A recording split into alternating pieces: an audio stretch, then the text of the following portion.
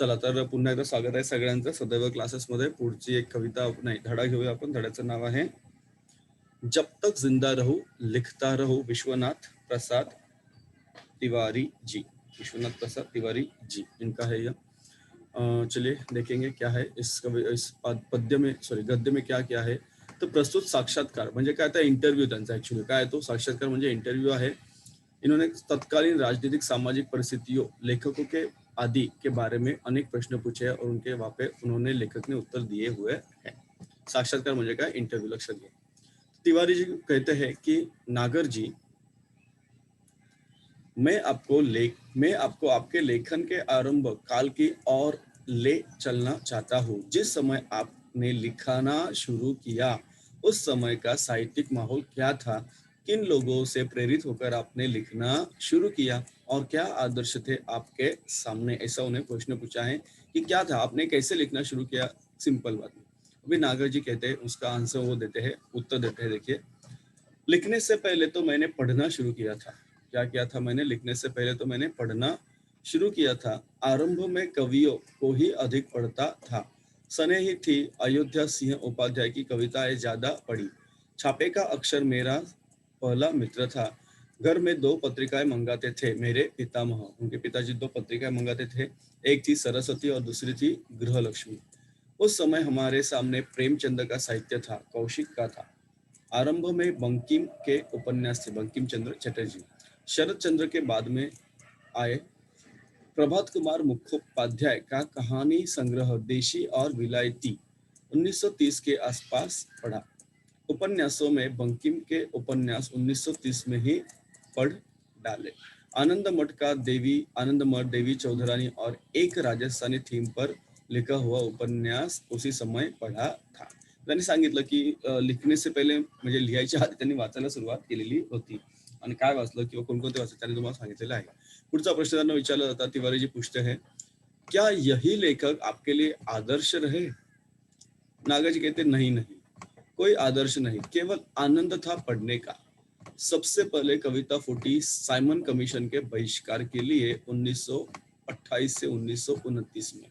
जब लाठीचार्ज हुआ, इस अनुभव से पहली कविता फूटी, कब लो कहो लाठी खाय। कब लो कहो लाठी खाय, इससे ही लेखन का आरंभ मानिये। कारण तुम्हाला माहिती असेल की सायमन कमिशन भारतामध्ये आलं होतं। सायमन कमिशन 1928-1929 ची गोष्ट आहे त्यावेळेस। आता हे सायमन कमिशन जर तुम्ही विचार केला भारत आपला, तुम्ही परत तुम्हाला जायचं कुठे तर आपको जाना है स्टँडर्ड 8 8वीच्या पुस्तकात तुम्हाला जायचंय, कारण 8वी 9वीला काही नव्हतं हे। तर सायमन कमिशन आपल्या भारतात आलं होतं, त्याच्यामध्ये एकही भारतीय व्यक्ती त्या कमिशनमध्ये, त्या आयोगामध्ये नव्हता। म्हणून त्या कमिशनला विरोध करण्यासाठी बऱ्याच सगळ्यांनी आपण झेंडे सायमन गो बॅक वगैरे म्हटलं होतं आणि त्यावेळेस लाठीचार्ज झाला होता। आणि या लाठीचार्जमध्ये आपले लाला लजपत राय यांचा मृत्यू झाला होता। त्यांचाच बदला घेण्यासाठी तुम्हाला माहित आहे की भगतसिंग, सुखदेव राजगुरू यांनी काय केलं होतं, ब्रिटिश अधिकाऱ्यांना काही ठार केलं होतं। असो, आपल्याला इतिहासात जायचं नाहीये। तिवारी जी पूछते हैं कि इस घटना के बाद यानी या घटनेवर त्यांनी कविता लिहिली होती, लक्षात घ्या। इस घटना के बाद आप राजनीति की ओर क्यों नहीं गए। नागर जी कहते नहीं गया क्योंकि पिताजी सरकारी कर्मचारी थे। 1929 के बाद मेरी रुचि बढ़ी, पढ़ने में भी और सामाजिक कार्यों में भी। लेकिन पहली कहानी छापी 1933 में, उसका नाम था अपशकुन। तुम्हारे गोरखपुर में मन्नन द्विवेदी लिख रहे थे उन दिनों। चंडी प्रसाद हृदयेश थे जिनकी लेखन शैली ने मुझे बहुत प्रभावित किया। आता बघा, यांचं म्हणणं काय होतं की त्यांचे वडील सरकारी कर्मचारी होते आणि सरकार त्यावेळेस कोणाचं होतं, ब्रिटिशांचं होतं, राईट। इसलिए वो राजनीति के तरफ नहीं जा पाया। तिवारी जी पूछते हैं, क्या उन दिनों आप पर गांधी जी के व्यक्तित्व का भी कुछ प्रभाव पड़ा। नागर जी कहते हैं, हाँ निश्चित रूप से पड़ा। पिताजी ने आंदोलनों में भाग लेने से रोका, वह रोकना ही मेरे लेखन के लिए कुछ अच्छा हुआ। तिवारी जी पूछते हैं फिर से कि आपके लेखन में गरीबों के प्रति जो करुणा है वह किससे प्रभावित है।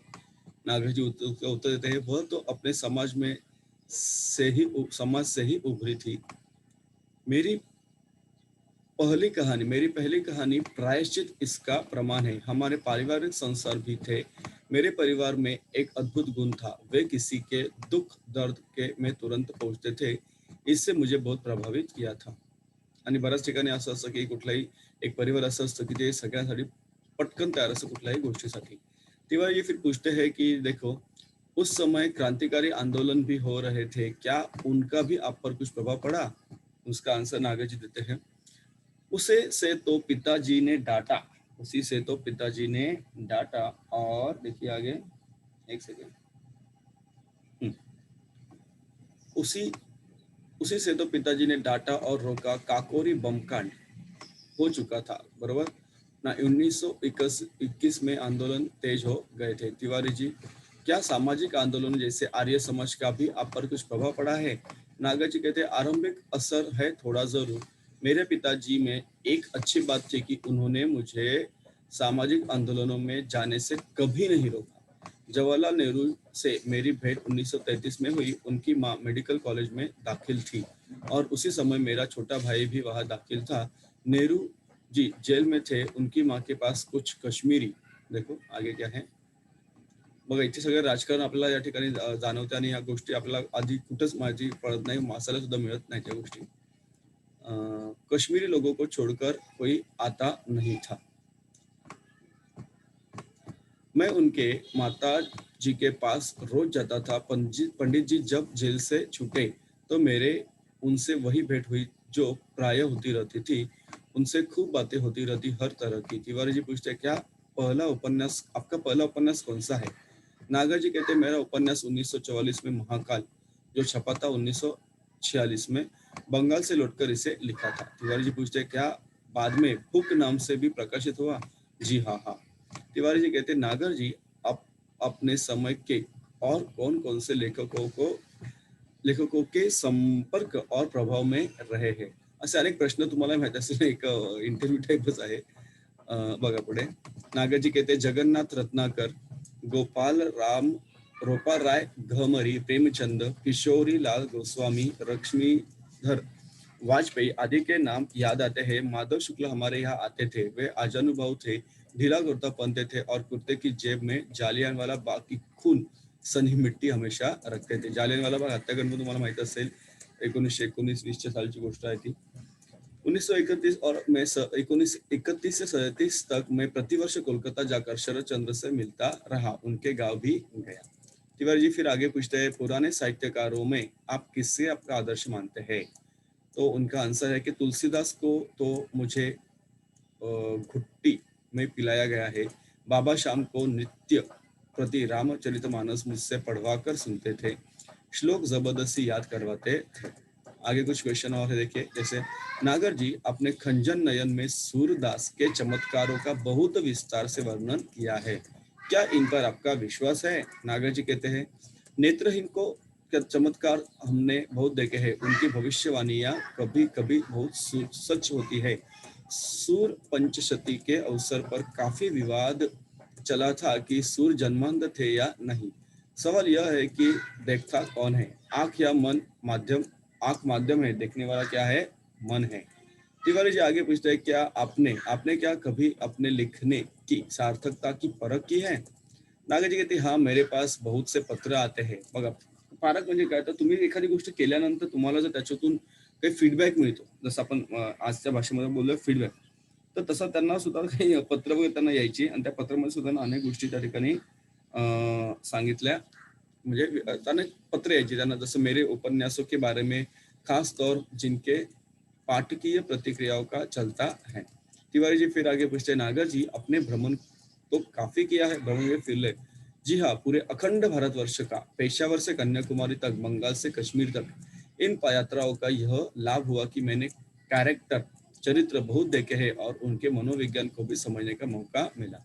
तिवारी जी आगे पूछता है कि अपने समय के लेखकों में यह आप किन्हें पसंद करते थे? उसका उत्तर देते हैं कि अगर अगर दिल से पूछो तो एक ही आदमी उसे बहुत प्यार करता हूँ, वह है रामविलास शर्मा. प्रभात कुमार मुखोपाध्याय का संग्रह देशी और विलायती अगर मिल जाए तो फिर पढ़ना चाहूंगा. बदलते हुए भारतीय समाज के सुंदर चित्र है उसकी कहानियों में.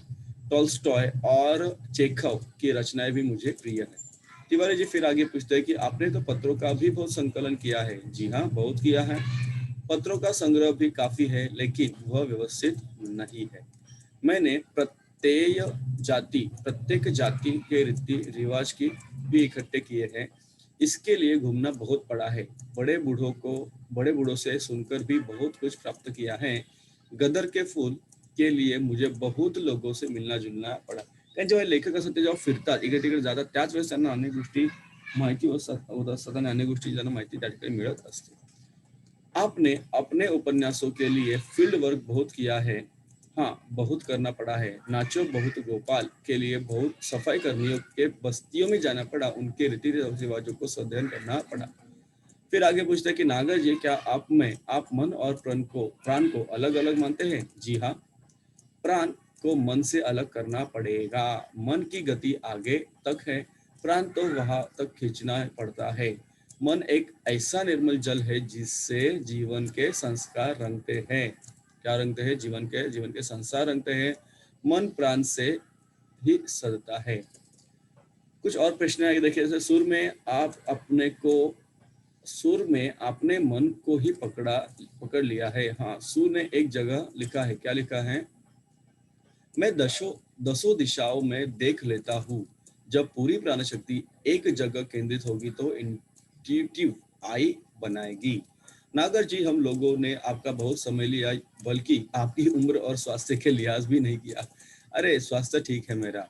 पत्नी की मृत्यु के बाद एक टूटन आ गई थी, लेकिन फिर मैंने सोचा कि लिखने की सिवा और चारा क्या है. लोग यह मनाओ कि जब तक जिंदा राहू तब तक लिखता राहू. कारण त्यांचं वय झालं होतं आणि त्यांचं म्हणणं असं आहे की जोपर्यंत जिवंत आहेत ते तोपर्यंत ते लिहितच जाणार आणि त्यांना लिहिण्याची शक्ती मिळाली पाहिजे असं त्यांचं म्हणणं त्या ठिकाणी आहे.